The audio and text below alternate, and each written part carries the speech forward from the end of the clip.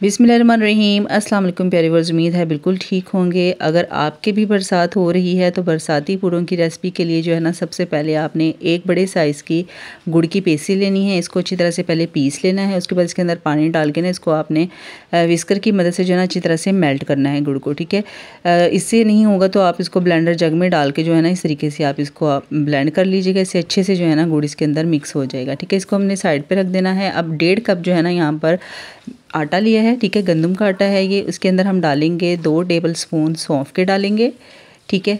1.5 tablespoon में आपने 2 tablespoon डालने हैं। अगर आपको सौंफ ज़्यादा पसंद है तो आप 1 टेबलस्पून और डाल सकते हैं। उसके बाद इसके अंदर हम डालेंगे 4 टेबलस्पून घी के डालेंगे, ठीक है। घी ही डालना है, ऑयल का यूज़ नहीं करना है। इससे जो बरसाती पूरे हैं ना ये बहुत ज़बरदस्त और बहुत क्रिस्पी बनेंगे।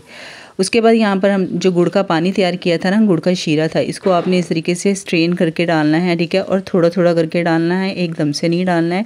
इसकी जो है ना हमें नॉर्मल सी जो है स्लरी चाहिए है, ठीक है।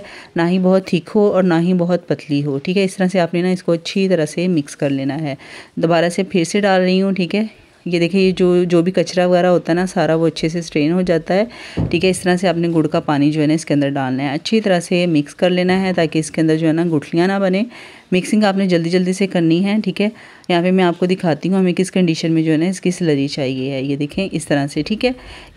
अब आपने फ्राई पैन जो है ना इसको आपने ग्रीस कर लेना है घी या ऑयल के साथ। अगर तवे पे बना रहे हैं तो उससे पहले जो है ना आपने घी या ऑयल के साथ उसको अच्छे से ग्रीस करना है। उसके बाद इसमें थोड़ा थोड़ा सा पोर्शन डालना है और छोटी छोटी सी रोटियों की शेप दे देनी है इसको, ठीक है, इस तरीके से। उसके बाद इसकी जो साइड है ना आपने चम्मच की मदद से ही चेंज करनी है, ठीक है। इससे जो है ना ये टूटेंगी नहीं। इस तरह से आपने इसकी साइड चेंज कर देनी है। उसके बाद इसके ऊपर घी लगाना है।